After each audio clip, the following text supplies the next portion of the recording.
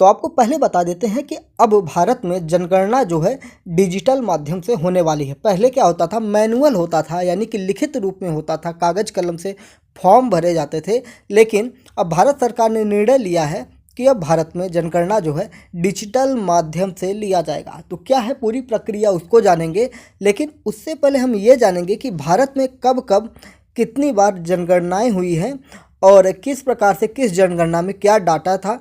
सारी चीज़ें हम डिटेल में जानेंगे, जिससे कि आपका जो नॉलेज है बहुत ही बेहतरीन हो जाए। तो चलिए आइए बात करते हैं भारत की जनगणना के बारे में। तो भारत की जनगणना होती क्या है, पहले ये जानते हैं कि जनगणना के मायने क्या होते हैं। हम जनगणना के अगर मायने की बात करेंगे दोस्तों, तो जनगणना का मायने होता है भारत में कितनी जनसंख्या है, किस कम्युनिटी की कितनी जनसंख्या है, भारत में कितने स्त्री हैं, कितने पुरुष हैं, कितने बच्चे हैं, कितने शिशु बच्चे हैं, इस हिसाब से क्या होता है कि भारत के ग्रोथ को तय किया जाता है। अगर हम बात करेंगे तो ये जो जनगणना होने वाली है, ये कौन सी जनगणना है, तो ये देश की 16वीं जनगणना है, जो किस तरीके से की जाएगी, डिजिटल तरीके से की जाएगी। और अब इस प्रक्रिया में हर घर का जो दौरा करना है, फॉर्म भरना होता था, उन चीज़ों की जगह पर अब जो जनगणना करने वाले कर्मचारी होंगे, उनके पास क्या होगा, टैबलेट होगा, यानी कि एक प्रकार का स्मार्टफोन होगा जो डिजिटल रूप से इसमें जानकारी भरी जाएगी। इसमें अगर हम बात करें तो भारत की वित्त मंत्री निर्मला सीतारमण ने एक बयान दिया था 1 फरवरी 2021 को। इन्होंने पहली बार देश में डिजिटल जनगणना की बात की थी। कब की थी, 1 फरवरी 2021 के समय इन्होंने घोषणा की थी। साथ ही उन्होंने बजट में इसके लिए 3,726 करोड़ रुपयों का भी आवंटन किया था। और जुलाई 2021 में गृह मंत्री नित्यानंद राय ने राज्यसभा को बताया था। देखिए, गृह मंत्री हमारे भारत के, अगर बात करें गृह मंत्री और सहकारिता मंत्रालय किसके अधीन है, तो हमारे भारत के केंद्रीय गृह मंत्री अमित शाह जी हैं। लेकिन जुलाई 2021 में गृह राज्य मंत्री, देखिए यहाँ पे राज्य शब्द है तो कंफ्यूज मत होइएगा, गृह राज्य मंत्री नित्यानंद राय ने राज्यसभा को बताया कि कोरोना महामारी की वजह से 2021 की जनगणना और उससे जुड़ी हुई अन्य गतिविधियों को अगले आदेश तक स्थगित कर दिया गया, क्योंकि उस समय कोविड का काल चल रहा था और जनगणना को क्या था, आगे के लिए बढ़ा दिया गया था। और केंद्र ने जनगणना को 2 चरणों में आयोजित करने का फैसला लिया था, जिसमें पहले चरण में अप्रैल से सितंबर 2020 तक करना था। इस दौरान क्या करना था कि मकान का सूचीकरण, आवास जनगणना किया जाना था। तो वहीं दूसरी जनगणना 9 से 28 फरवरी 2021 को प्रस्तावित था और इसमें जनसंख्या की गणना करनी थी, लेकिन कोविड के कारण इन पर पानी फिर गया था। भारत में अगर हम जनगणना की शुरुआत की बात करेंगे तो आइए पूरे डिटेल में इन चीज़ों की हम बात करेंगे। प्रत्येक जनगणना जितनी हुई है, सारी जनगणनाओं की हम क्रमबद्ध तरीके से जानकारी लेंगे। स्वतंत्र भारत में जो जनगणना हुई थी, उससे पहले भी एक बार जनगणना हुई थी। आपको बता दें कि भारत में जनगणना की शुरुआत 1881 में की गई थी। कब की गई थी, 1881 में की गई थी दोस्तों। और भारत के स्वतंत्र होने के बाद भारत में 1951 से, यानी कि 1951 से 2011 तक की जनगणना अब तक हुई है। हम बात करें तो जनगणना जो होती है प्रत्येक 10 वर्ष के बाद की जाती है। पिछली जनगणना जो हुई थी हमारी 2011 में हुई थी, तब मुलायम सिंह यादव, लालू प्रसाद यादव और शरद यादव जैसे जो बड़े नेता थे, यानी कि जातिवाद के नाम पर जितने भारत में राजनीतिक दल बने हुए हैं, ये लोग जातीय जनगणना की बात करते हैं और उस समय जातीय जनगणना की मांग करते थे, जिसका आप स्वरूप देखेंगे तो बिहार राज्य में जातीय जनगणना की भी जा रही है बिहार राज्य के द्वारा। और उत्तर प्रदेश में भी मुलायम सिंह यादव के बेटे, यानी कि जो पूर्व मुख्यमंत्री उत्तर प्रदेश के थे अखिलेश यादव, उनके द्वारा भी बार बार इस पर आवाज़ उठाई जाती है कि उत्तर प्रदेश में भी आप जातीय जनगणना करवाइए। और छोटे छोटे जो जातीय दल हैं वो भी जातीय जनगणना के बारे में समर्थन देते रहते हैं और इस पर चर्चा करते रहते हैं। तो भविष्य में अगर हम बात करें तो जातीय जनगणना जिस प्रकार से इस पर लोगों का रुझान आ रहा है, तो हो भी सकती है, लेकिन भारत के स्तर पर, यानी कि केंद्र के स्तर पर हो तो अभी तो इसकी संभावना कम है। लेकिन राज्य स्तर पर जहां पर जातीय आधारित पार्टियां सरकार में हैं, वो अपने यहाँ इस तरह की व्यवस्था का कार्यक्रम आयोजित कर सकती हैं, जैसा कि आप देख रहे हैं कि बिहार राज्य में स्टार्ट हो चुका है मेरी जानकारी में। तो 1931 में आखिरी बार, अगर बात की जाए कि आखिरी बार कब जातीय आधारित जनगणना हुई थी, तो 1931 में हुई थी। यानी कि जाति के आधार पर देश को बांटने का काम अंग्रेज़ों द्वारा पहले से ही किया जा रहा था, और वही अब कार्यक्रम जातीय रूप से जो दल बने हुए हैं उनके द्वारा भी इस पर जोर दिया जाता है, क्योंकि जाति आधारित जब जनगणना हो जाएगी तो अपने वर्ग के लोगों को चुनाव में खड़ा किया जा सकता है। जिस जिस क्षेत्र में जिस जात के लोग ज़्यादा होंगे, वैसे भी आजकल सोशल इंजीनियरिंग के नाम से जाना जाता है कि जातीय समीकरण बिठाकर ही टिकट के बंटवारे किए जाते हैं। लेकिन जब जनगणना हो जाएगी तो उससे बहुत ही ज़्यादा चीज़ें स्पष्ट हो जाएंगी, तो हर जाति वाले अपने क्षेत्र में अपनी चीज़ें लेंगे। अगर हम संविधान की बात करेंगे दोस्तों, तो संविधान में जाति के आधार पर या जनसंख्या या समुदाय के आधार पर भी कुछ चीज़ें रिजर्व रखी जाती हैं, सीटें रिजर्व रखी जाती हैं। जैसे लोकसभा में बहुत सी सीटें हैं जो रिजर्व रखी जाती हैं, जो SC ST कोटे में जाती हैं। बहुत से आदिवासी समाज के लोगों के लिए रिजर्व रखी जाती हैं। तो ये चीज़ें होती हैं। तो अगर आखिरी बार जाति आधारित जनगणना की बात करेंगे तो 1931 ईस्वी में हुआ था।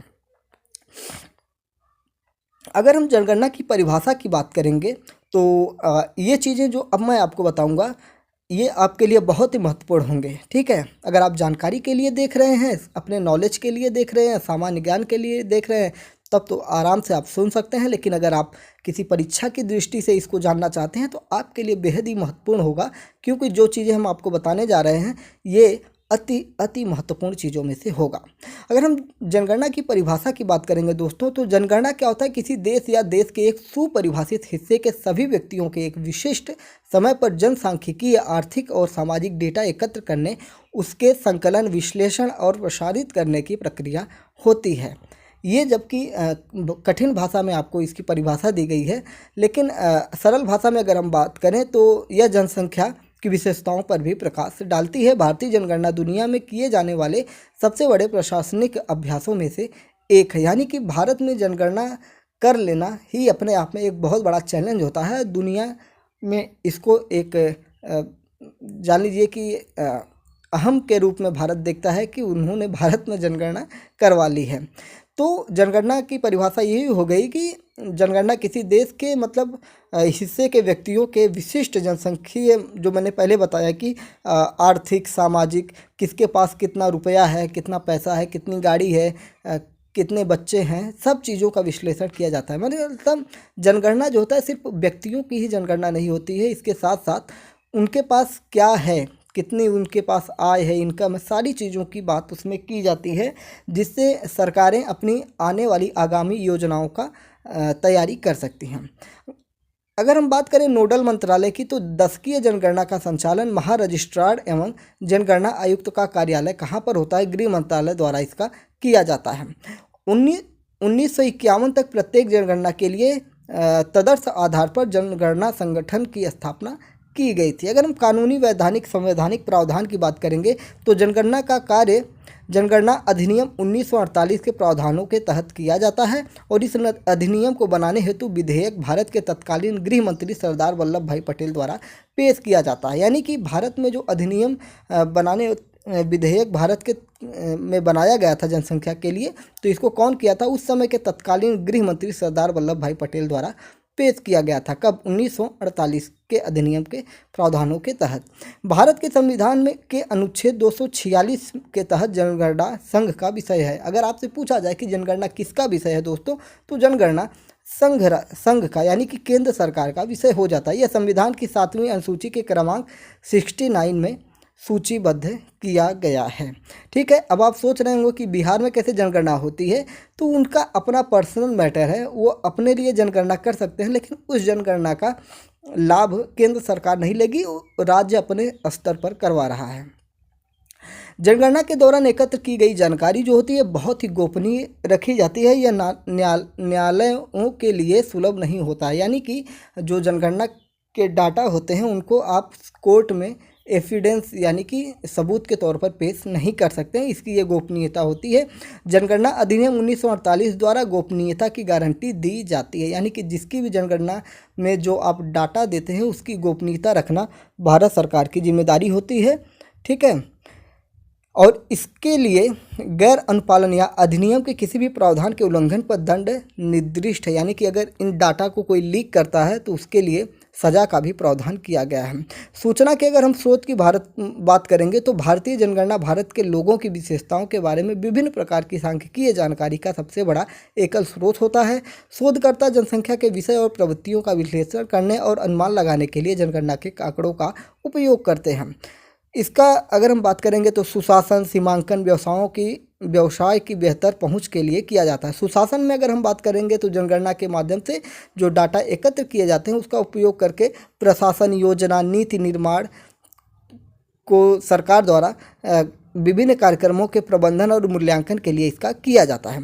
सीमांकन की बात करेंगे तो जनगणना के आंकड़ों के हिसाब से ही निर्वाचन क्षेत्र यानी कि जो चुनाव होते हैं उनके चुनाव क्षेत्रों का भी सीमांकन किया जाता है। संसद और राज्यसभा, विधानसभाओं के तथा स्थानीय निकाय के प्रतिनिधित्व हेतु आवंटन सीट भी किया जाता है। जो मैंने आपको बताया कि जनगणना के हिसाब से कुछ लोगों को विशेष प्रावधान भी प्राप्त हो जाते हैं जिनमें सीटें रिजर्व कर दी जाती हैं।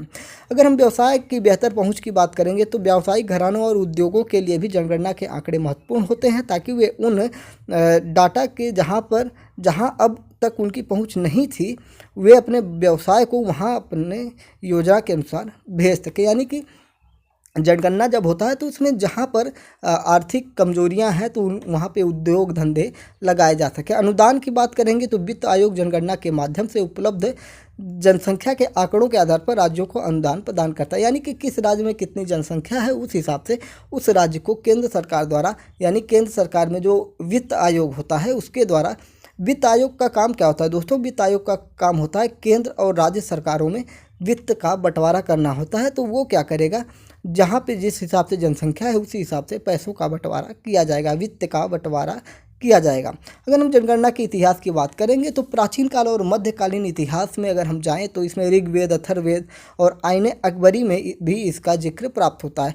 अगर हम बात करें ऋग्वेद जो है तो ऋग्वेद जो है ये भारत के 4 वेद मतलब हिंदू परंपरा में 4 वेद होते हैं जिनमें ऋग्वेद, अथर्ववेद, सामवेद और यजुर्वेद होते हैं। उनमें से ऋग्वेद में प्रारंभिक साहित्य ऋग्वेद से ये पता चलता है कि भारत में 800 से 600 ईसा पूर्व के दौरान एक प्रकार की जनसंख्या गणना को बनाए रखा गया था। यानी कि 800 से 600 ईसा पूर्व के दौरान भारत में एक जनगणना की गई थी। कहाँ पे ये लिखा है तो ये आपके 4 वेदों में से एक ऋग्वेद में बताया गया। फिर हम बात करेंगे अर्थशास्त्र की। शायद मैंने पीछे आपको अथर्ववेद बता दिया कि ऋग्वेद, अथर्ववेद और आईने अकबरी, तो उसको हम सुधार करते हुए बता रहे हैं कि ऋग्वेद अर्थशास्त्र और आईने अकबरी। ठीक है, तो विशेष ध्यान दीजिएगा इस पर। तो अर्थशास्त्र में क्या कहा गया है, 3री शताब्दी ईसा पूर्व में कौटिल्य, यानी कि अर्थशास्त्र जो है एक राजनैतिक पुस्तक है। जो हम इकोनॉमी की बात करते हैं तो इकोनॉमी वाला अर्थशास्त्र नहीं, एडम स्मिथ वाला नहीं, ये हम बात कर रहे हैं अर्थशास्त्र चाणक्य वाला, कौटिल्य वाला या विष्णुगुप्त वाला। क्योंकि जो कौटिल्य थे उनके कई नाम थे, चाणक्य था, विष्णुगुप्त था, कौटिल्य था, तो ये सारे नाम थे। और ये चंद्रगुप्त मौर्य के गुरु भी थे। तो इनकी जो पुस्तक थी वो राजनैतिक पुस्तक थी जिसका नाम था अर्थशास्त्र। और उसके द्वारा लिखे गए अर्थशास्त्र में कराधान हेतु राज्य की नीति बनाने के एक उपाय के रूप में जनसंख्या के आंकड़ों का संग्रहण निर्धारित किया गया था। यानी कि उस समय जो चंद्रगुप्त मौर्य की शासन प्रणाली थी उसमें भी जनसंख्या जनगणना की बात की गई थी। किसमें की गई थी? कौटिल्य के अर्थशास्त्र में। आईने अकबरी की बात करेंगे तो ये अकबर से जुड़ा हुआ पुस्तक है और इसमें मुगल बादशाह अकबर के शासनकाल में प्रशासनिक रिपोर्ट आईने अकबरी में जनसंख्या, उद्योग, धन और कई अन्य विशेषताओं से संबंधित व्यापक आंकड़े भी आपको शामिल मिले हुए पता चलता है। हम बात करेंगे स्वतंत्रता पूर्व अवधि में जनगणना किस प्रकार से हुई थी। तो इसकी अगर हम बात करेंगे तो जनगणना का इतिहास जो है मैंने अभी आपको बताया कि 1800 ईस्वी से शुरू हुआ था जब इंग्लैंड ने अपनी जनगणना शुरू की थी। इसकी निरंतरता में जेम्स प्रिंसेप द्वारा इलाहाबाद में वर्ष 1824 और बनारस में 1827-28 में जनगणना करवाई गई थी। यानी कि अगर बात की जाए कि भारत में इलाहाबाद में जनगणना कब हुई थी तो 1824 में हुई थी, फिर बनारस में 1827-28 में जनगणना करवाई गई थी। एक भारतीय शहर की पहली पूर्ण जनगणना वर्ष 1830 में हेनरी वाल्टर द्वारा ढाका, अब बांग्लादेश में है, में आयोजित की गई थी। दूसरी जनगणना वर्ष 1836-37 में फोर्ट सेंट जॉर्ज द्वारा की गई थी। वर्ष 1849 में भारत सरकार ने स्थानीय सरकारों को जनसंख्या का पंचवर्षीय संचालन करने का आदेश दिया गया। पहली गैर तुल्यकालिक जनगणना की अगर हम बात करेंगे तो यह भारत में वर्ष 1872 में गवर्नर जनरल लॉर्ड मेयो के शासनकाल के दौरान की गई थी। फिर उसके बाद हम बात करेंगे तो पहली तुल्यकालिक जनगणना 17 फरवरी 1881 को ब्रिटिश शासन के द्वारा WC प्लॉडेन द्वारा करवाई गई थी। ये कौन थे? WC प्लॉडेन कौन थे? भारत के जनगणना आयुक्त थे। हम बात करें तो तब से हर 10 साल में एक बार निर्बाध रूप से, यानी कि कभी बिना रुके हुए जनगणना करवाई जाती रही थी। लेकिन 2021-22 वाले में आप देखेंगे कि कोविड के कारण इन चीज़ों को टाल के 2024 के ऊपर टाला गया था। भारत के जनगणना के संबंध से जो घटनाएं हैं उन चीज़ों पर थोड़ा सा एक नज़र हम डाल लेते हैं, फिर इसके बाद हम इसको समाप्त करेंगे, क्योंकि पहले आपको इसको पूरा डिटेल में बताने का हमने आपसे वादा कर लिया। अगर हम पहली जनगणना की बात करेंगे तो 1881 में हुआ था। इसमें ब्रिटिश भारत के पूरे महाद्वीप की जनसांख्यिकीय, आर्थिक और सामाजिक विशेषताओं के वर्गीकरण पर विशेष बल दिया गया था, जिसमें कश्मीर, फ्रेंच तथा पुर्तगाली उपनिवेशों को छोड़ दिया गया था। ठीक है। दूसरी जनगणना 1891 में की गई थी। देखिए 10 वर्ष बाद हुआ था, 1881, फिर 1891, फिर 1901 और 1921 में। ठीक है। तो क्या हुआ था इसके बारे में हम जानकारी लेते हैं। 1891 में दूसरी जनगणना हुई थी। इसमें लगभग 1881 की जनगणना के समान पैटर्न पर भी आयोजित किया गया था और इसमें 100% कवरेज की प्रयास किए गए और वर्तमान बर्मा के ऊपरी हिस्से कश्मीर और सिक्किम को भी इसमें शामिल कर लिया गया था, जो उस समय वर्तमान में बर्मा का ऊपरी हिस्सा था। तीसरी जनगणना की बात करेंगे तो वर्ष 1901 में इस जनगणना में बलूचिस्तान, राजपुताना, अंडमान निकोबार, बर्मा, पंजाब और कश्मीर के सुदूर इलाकों को भी शामिल किया गया था। ठीक है। ये उस समय के 1901 के जो स्थान थे। ठीक है। फिर उसके बाद बात करेंगे पाँचवीं जनगणना की, तो 1921 में की गई थी। देखिए 1901 और 1921, अब इसमें देखिए 1901 से 1921 में काफ़ी आपका फासला हो जा रहा था। 1911 से 1921 का दशक अब तक का एकमात्र ऐसा दशक रहा है जिसमें जनसंख्या में 0.31% की दशकीय गिरावट उस समय देखी गई थी। कब से? 1911 से 1921 के। और यह वह दशक था जब वर्ष 1918 में फ्लू महामारी का प्रकोप फैला हुआ था और जिसमें कम से कम 12 मिलियन लोगों की जान भी गई थी, क्योंकि 1918 में फ्लू नाम की एक महामारी, जिस प्रकार से कोविड इस समय आया था उसी तरह से एक फ्लू बीमारी थी और जिसमें 12 मिलियन लोगों की जान चली गई थी। भारत की जनसंख्या वर्ष 1921 की जनगणना तक बढ़ाई गई थी, मतलब बढ़ रही थी, और वर्ष 1921 की जनगणना के बाद भी यह वृद्धि लगातार बढ़ रही थी। यानी कि भारत की जो जनसंख्या थी 1921 के बाद लगातार अब तक बढ़ती हुई चली आ रही थी और इसीलिए वर्ष 1921 के जनगणना वर्ष को भारत के जनसांख्यिकी इतिहास में द ग्रेट डिवाइड या महान विभाजक वर्ष भी कहा जाता है। अगर आपसे पूछ ले कि द ग्रेट डिवाइड या महान विभाजक वर्ष किसे कहते हैं तो 1921 को कहा जाता है। ठीक है, द ग्रेट डिवाइड। 11वीं जनगणना की बात करेंगे तो वर्ष 1971 में हुई थी और ये स्वतंत्रता के बाद यह दूसरी जनगणना थी। इसमें वर्तमान में विवाहित महिलाओं की प्रजनन क्षमता के बारे में जानकारी के लिए एक प्रश्न भी जोड़ा गया था। ठीक है। 13वीं जनगणना की बात करेंगे तो वर्ष 1991 में यह स्वतंत्र भारत की 5वीं जनगणना थी। इस जनगणना में साक्षरता की अवधारणा को बदल दिया गया और 7+ आयु वर्ग के बच्चों को साक्षर माना गया, जिसमें वर्ष 1981 की तुलना में जब 4+ आयु वर्ग के बच्चों को साक्षर माना जाता था। ठीक है, पहले 4+ आयु के वर्ग के बच्चों को साक्षर माना जाता जो 1981 था, लेकिन फिर 1991 में 7+ आयु वर्ग के बच्चों को साक्षर माना गया, 4 से बढ़ा के 7 कर दिया गया। 14वीं जनगणना की हम बात करेंगे तो 2001 में हुआ था। इसमें प्रौद्योगिकी के मोर्चे पर एक बड़ी छलांग लगाई गई, जिसके चरणों के शेड्यूल को हाई स्पीड स्कैनर के माध्यम से स्कैन किया गया था और शेड्यूल के हस्तलिखित डेटा को इंटेलिजेंट कैरेक्टर रीडिंग ICR के माध्यम से, देखिए ICR जो होता है उसको इंटेलिजेंट कैरेक्टर रीडिंग कहा जाता है, के माध्यम से डिजिटल रूप में परिवर्तित किया गया था और एक ICR छवि फाइलों से हस्तलेखन को कैप्चर करती है। यह ऑप्टिकल कैरेक्टर रिकॉग्निशन यानी कि OCR को क्या कहते हैं? ऑप्टिकल कैरेक्टर रिकॉग्निशन तकनीक का एक उन्नत संस्करण था और जिसमें मुद्रित वर्ण कैप्चर किए जाते थे। फिर हम बात करेंगे 15वीं जनगणना की, जो वर्ष 2011 में की गई थी और जिससे आपको बार बार परीक्षाओं में प्रश्नों की बौछार देखने को मिल जाती हैं।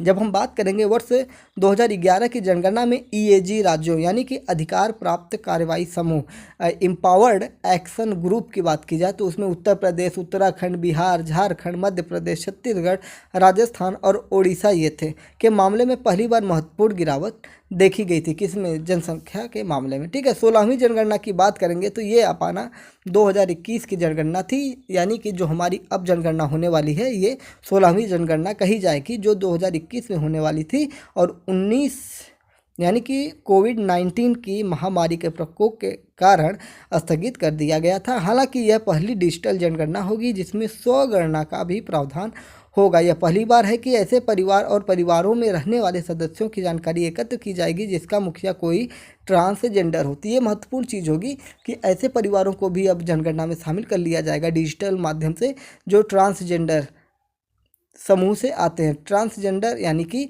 एक स्त्री होता है और एक पुरुष होता है और एक तीसरा जो आपका हो जाता है ट्रांसजेंडर के नाम से, जिसे हम जानते हैं इंग्लिश में, तो हो जाएगा। पहले केवल और पुरुष और महिला के लिए एक कॉलम हुआ करता था। ठीक है, तो ये सारी चीज़ें मैंने आपको डिटेल में बता दी हैं। एक बार फिर से हम जाति आधारित सामाजिक आर्थिक जनगणना की बात करते हैं, जिसे कहते हैं सामाजिक आर्थिक और जाति जनगणना, SECC के नाम से इसे जाना जाता है। ठीक है, सामाजिक आर्थिक और जाति जनगणना। तो इसकी अगर हम बात करेंगे तो सामाजिक आर्थिक और जाति जनगणना जो SECC वर्ष 1931 के बाद पहली बार वर्ष 2011 में आयोजित की गई थी। कब की गई थी? वर्ष 2011 में। और इसके अंतर्गत ग्रामीण और शहरी भारत के प्रत्येक भारतीय परिवार के बारे में जानने का प्रयास किया गया है तथा उनकी निम्नलिखित जानकारी प्राप्त की जाती है। कैसी जानकारी? आर्थिक स्थिति के बारे में, ताकि केंद्र राज्य प्राधिकरण इसका उपयोग गरीब, गरीबी या वंचित व्यक्ति को परिभाषित करने के लिए कर सकें और इसके लिए विभिन्न प्रकार के संकेतक विकसित किए जा सकें। विशिष्ट जाति का नाम, सरकार को यह पुनर्मूल्यांकन करने के लिए कि कौन से जाति समूह आर्थिक रूप से बदतर स्थिति में हैं और कौन से बेहतर हैं। ठीक है, और जनगणना और SECC के बीच में अंतर क्या है, इसकी अगर हम बात करेंगे तो कवरेज का क्षेत्र जो होता है, डेटा की गोपनीयता भी होती है। अगर कवरेज क्षेत्र की बात करेंगे तो इसमें जनगणना भारतीय जनसंख्या का एक मानचित्र प्रदान करती है, जबकि SECC राज्य द्वारा प्रदान की जाने वाली सहायता के लाभार्थियों की पहचान करने का एक उपकरण होता है। डेटा की गोपनीयता की बात करेंगे तो जनगणना के आंकड़ों को गोपनीय माना जाता है, जबकि SECC के आंकड़े सरकारी विभागों द्वारा लोगों को लाभ देने या अनुचित लाभ प्राप्त करने से रोकने के लिए उपयोग हेतु होता है। यानी कि जो गोपनीयता होती है उसमें कवरेज क्षेत्र जो होता है उसमें कुछ चीज़ें होती हैं जिनको किस प्रकार से लोगों को लाभ पहुंचाया जाए और किस प्रकार से जो लोग गलत तरीके से योजनाओं का लाभ ले रहे हैं उनको रोकने की बात की जाती है। फिर इसमें अगर हम SECC का महत्व जानेंगे तो SECC, पहले ही मैंने आपको इसका पूरा नाम बताया, सामाजिक आर्थिक और जाति जनगणना। इसका जो महत्व है इस पर अगर हम बात करेंगे और इसकी कुछ चिंताएं हैं उस पर भी हम बात करेंगे। ठीक है, असमानताओं का बेहतर मानचित्रण, यानी कि SECC में व्यापक स्तर पर असमानताओं के मानचित्रण की क्षमता होती है। इससे जाति आधारित सकारात्मक कार्रवाई या कल्याणकारी योजनाओं के लिए सांख्यिकीय औचित्य स्थापित करना उपयोगी हो गया। कानूनी रूप से अनिवार्य, यह कानूनी रूप से भी अनिवार्य होता है क्योंकि अदालतों को आरक्षण के मौजूदा स्तरों का समर्थन करने के लिए मात्रात्मक डेटा की आवश्यकता हो जाती है। संवैधानिक जनादेश की बात करेंगे तो भारत का संविधान भी जाति जनगणना कराने का पक्षधर है। यानी कि जो हमारा भारत का संविधान है वो जाति जनगणना का पक्षधर है। यानी कि भविष्य में अगर जाति जनगणना की बात करें तो हो सकता है, अनुच्छेद कौन सा है उसके बारे में जानेंगे तो अनुच्छेद 340 जो है सामाजिक और शैक्षिक रूप से पिछड़े वर्गों की स्थितियों की जांच करने और सरकारों द्वारा उठाए जाने वाले कदमों के बारे में सिफारिशें करने के लिए एक आयोग की नियुक्ति को अनिवार्य बनाता है। यानी कि अनुच्छेद 340 के तहत आप सामाजिक और शैक्षिक रूप से पिछड़े वर्गों के लिए जनगणना में जाति आधारित जनगणना को शामिल कर सकते हैं। अगर चिंताओं की बात करेंगे तो SECC यानी कि सामाजिक आर्थिक जनगणना, जाति जनगणना जो है, इसके जो चिंताएं हैं, इसके प्रति दुष्परिणाम क्या हो सकते हैं, अगर इसकी हम बात करें तो जाति का एक भावनात्मक पक्ष होता है और इस प्रकार जाति जनगणना के राजनीतिक और सामाजिक परिणाम सामने आते हैं। ऐसी चिंताएं देखी गई हैं कि जाति आधारित जनगणना से जातिगत पहचान को मजबूत करने में मदद मिल जाती है, ठीक है। और इन नतीजों के कारण सामाजिक, आर्थिक और जाति जनगणना SECC के लगभग एक दशक बाद भी इसके डेटा का एक बड़ा हिस्सा अप्रकाशित या केवल टुकड़ों में जारी किया जाता है। यानी कि जो इसके डाटा होते हैं इसको शामिल मतलब प्रकाशित नहीं किया जाता है। देखिए, जब जनगणना होती है ना तो सब लोग अपना पूरा डिटेल तो भरते ही हैं, तो अगर सरकार चाहे तो वहाँ से जाति जनगणना जो है वो ऑटोमेटिक कर सकती है। अब डिजिटल हो रहा है तो वो फिल्टर करेंगे तो ऑटोमेटिक पता चल जाएगा कि किस जाति के पूरे भारत में कितने लोग हैं, किस समुदाय से, किस धर्म के लोग कितने लोग हैं। लेकिन गोपनीयता की जो बात होती है, उसी गोपनीयता के तहत जाति जनगणना के जो परिणाम होते हैं उसको सार्वजनिक नहीं किया जाता है। ऐसी चिंताएं देखी गई हैं कि जाति आधारित जनगणना से जातिगत पहचान को मजबूत करने में मदद मिलती है। यानी कि जातिगत राजनीतिक लाभ भी उठाए जा सकते हैं, पार्टियां भी ढेर सारी बन सकती हैं और उनकी डिमांड भी बढ़ सकती है, जिससे सरकारें उनको पूरा करने की कोशिश कर सकती हैं। इन नतीजों के कारण सामाजिक, आर्थिक और जाति जनगणना के लगभग एक दशक बाद भी इसके डेटा का एक बड़ा हिस्सा अप्रकाशित या केवल टुकड़ों में जारी किया जाता है। यानी कि डाटा को जारी नहीं किया जाता है। जाति कभी भी भारत में वर्ग या वंचना के लिए एक अनिवार्य शर्त नहीं रही है। यह एक विशिष्ट प्रकार के अंतर्निहित भेदभाव का गठन करती है जो अक्सर वर्ग से परे होता है।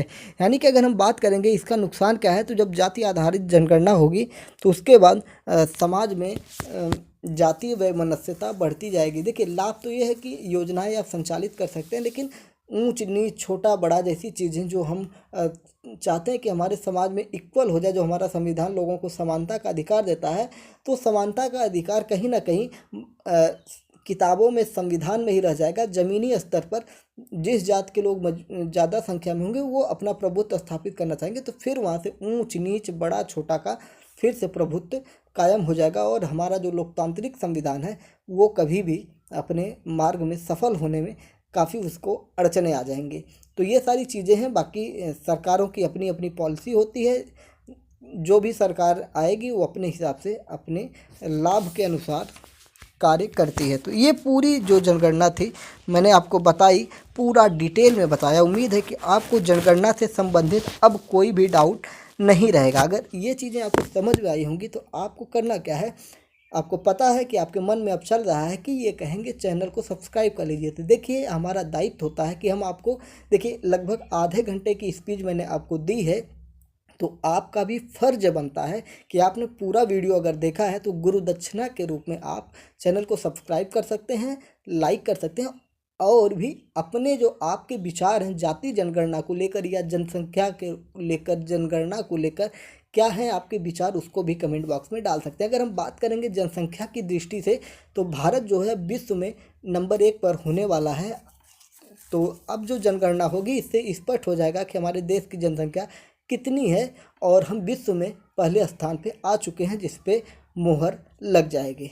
तो चीज़ें आपको समझ में आई है तो फिर से एक बार आपसे कहता हूँ कि आपका फ़र्ज बनता है कि आप चैनल को सब्सक्राइब करें, लाइक करें, अपने दोस्तों में शेयर करें। तो अपने विचार को कमेंट बॉक्स में ज़रूर बताइएगा। चलिए फिर मिलते हैं कल एक और टॉपिक के साथ, जिससे आपको चीज़ें क्लियर होती रहेंगी। तो हमने आपको कितने बताया, एक बार मैं ब्रीफिंग में आपको बता दूं कि हमने भारत के बारे में जो बताया कि भारत में जनगणना जो था कितनी बार हो चुकी है, 15 बार हो चुकी है। और ये जो आपकी जनगणना आने वाले समय में होने वाली है ये डिजिटल माध्यम से होने वाली है। और डिजिटल माध्यम से जो जनगणना होगी इसमें भी आपका 16वीं जनगणना के रूप में इसे माना जाएगा। 16वीं जनगणना होगी और जनगणना जो होती है प्रत्येक 10 वर्ष के बाद किया जाता है, लेकिन इस बार जो जनगणना है इसमें 10 वर्ष से ज़्यादा होने का समय आ गया है, क्योंकि कोविड-19 की वजह से सारी चीज़ें हमारी स्थिति से बाहर थीं और लॉकडाउन लगा था। फिर उसके बाद कर्मचारियों की सुरक्षा के लिए ये सारी चीज़ें हो जाती हैं। तो उम्मीद है कि अब चीज़ें आपको पूरा क्लियर हो गई होंगी। तो फिर कल मिलते हैं आपसे एक नए टॉपिक पर। जय हिंद, नमस्कार, भारत माता की जय। चैनल को सब्सक्राइब जरूर करिएगा। एक बार फिर से कहता हूँ, चैनल को सब्सक्राइब जरूर करिएगा।